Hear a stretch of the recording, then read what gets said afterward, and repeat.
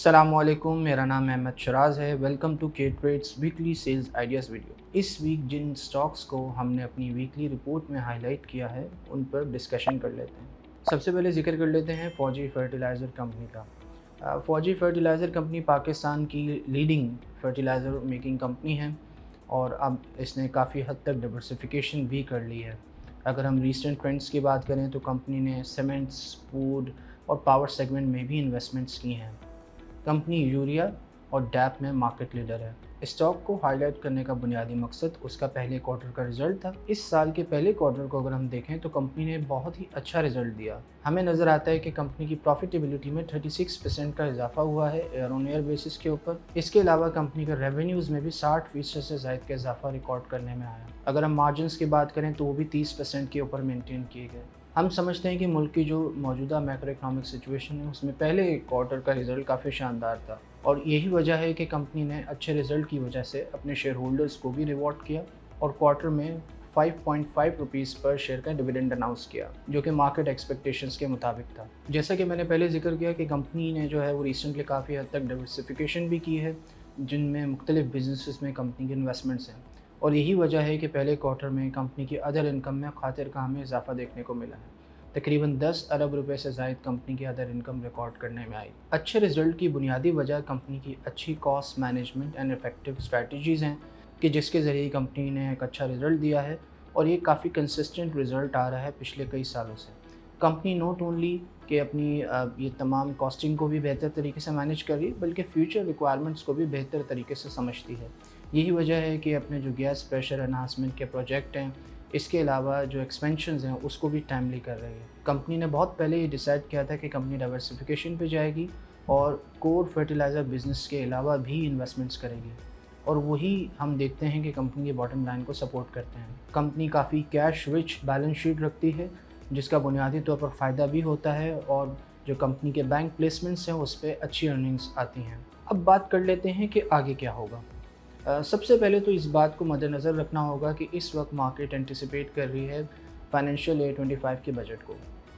बहुत सी मार्केट में रूमर्स हैं, रिपोर्टेड खबरें भी हैं। एक खबर ये भी है कि गैस प्राइसेस की जो सब्सिडी है फर्टिलाइज़र सेगमेंट में उसको रिमूव कर दिया जाएगा। इसके अलावा बैक ऑफ की इम्प्लीमेंटेशन भी होगी ताकि जो सबसे इफ़ेक्टिव प्लेयर्स हैं वो मार्केट में सर्वाइव कर सकें। हम समझते हैं कि ये चीज़ें बुनियादी तौर पर अच्छी तो हैं बट इनको मटीरियलाइज़ होने में थोड़ा सा वक्त लग सकता है और अगर ये चीज़ें मटीरियलाइज़ भी हो जाती हैं तो बिकॉज़ ये सेक्टर ऐसा है कि इसमें डिमांड काफ़ी प्रोटेक्टेड है और इन कंपनियों के लिए बड़ा आसान होता है प्राइसेस इंक्रीज़ करके जो भी कॉस्ट प्रेशर्स हैं वो फाइनल कंज्यूमर तक पास ऑन करना।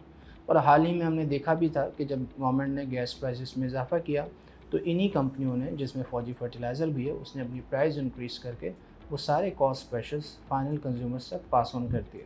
यही वजह है कि फर्टिलाइज़र सेगमेंट में एफएफसी हमारा टॉप पिक है। हम समझते हैं कि कंपनी ने रिसेंटली बहुत अच्छी परफॉर्मेंस दी है। इसके अलावा कंपनी का जो हिस्टोरिक पैटर्न है वो भी काफ़ी शानदार है और हर क्वार्टर में कंपनी अपने शेयर होल्डर्स को डिविडेंड भी दे रही है। हम समझते हैं कि आने वाले वक्त में सेकेंडरी मार्केट यील्ड्स और जो टॉप डिविडेंड पेइंग स्टॉक्स हैं उनमें गैप कम होता रहेगा। मई का सीपीआई का नंबर आया है जो कि काफ़ी इंकरेजिंग है। 11.8% रिकॉर्ड किया गया है जो कि मार्केट एक्सपेक्टेशंस के काफ़ी नीचे था। हम समझते हैं कि मार्केट फोर्सेस की जानिब से स्टेट बैंक पर प्रेशर माउंट होगा कि वो 10 जून को होने वाली मॉनेटरी पॉलिसी में इंटरेस्ट रेट में कमी का ऐलान करें। यही वजह है कि हमारा स्टॉक मार्केट पे बुलिश स्टांस है और हम समझते हैं कि आने वाले वक्त में स्टॉक मार्केट भी बढ़ेगी और जो स्टॉक्स हैं उनकी भी प्राइस में अच्छी खासी कैपिटल अपसाइड होगी। अब जिक्र कर लेते हैं हमारे दूसरे sales idea of the week का। हमने पाकिस्तान पेट्रोलियम को भी अपने sales idea of the week में हाईलाइट किया। बुनियादी तौर पर हम समझते हैं कि पाकिस्तान और आईएमएफ के दरमियान जो मुज़ाकरात चल रहे हैं उसमें सबसे इम्पॉर्टेंट और अहम चीज़ होगी सर्कुलर डेट का रिजोल्यूशन और इस हवाले से काफ़ी हद तक बातचीत हुई भी है। हम समझते हैं कि पाकिस्तान आईएमएफ प्रोग्राम की कामयाबी के लिए गैस प्राइसेस लाजमी बढ़ाएगी। गैस प्राइसेस बढ़ाने का फ़ायदा डायरेक्टली पाकिस्तान पेट्रोलियम कंपनी को होगा।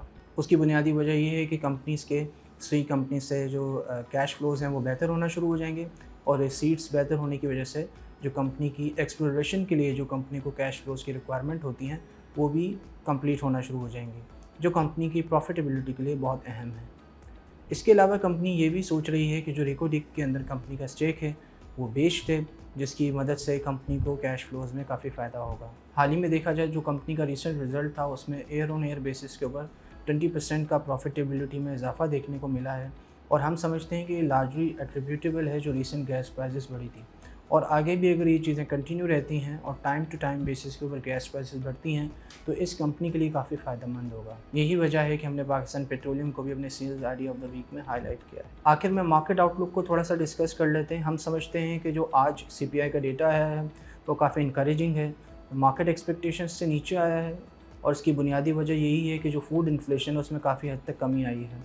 हम समझते हैं कि स्टेट बैंक ऑफ पाकिस्तान पर काफ़ी दबाव बढ़ेगा मार्केट फोर्सेस की जानिब से कि वो आइंदा मॉनेटरी पॉलिसी में इंटरेस्ट रेट में कमी का ऐलान करें और यही वजह है कि हमें लगता है कि मार्केट यहाँ से बढ़ सकती है। ये थी हमारी इस वीक की sales idea of the week. मज़ीद मालूमात के लिए आप हमारी रिपोर्ट को स्टडी कर सकते हैं या हमारे सोशल मीडिया चैनल्स पर हमें रीच आउट कर सकते हैं। अपना बहुत ख्याल रखिएगा। अल्लाह हाफ़िज़।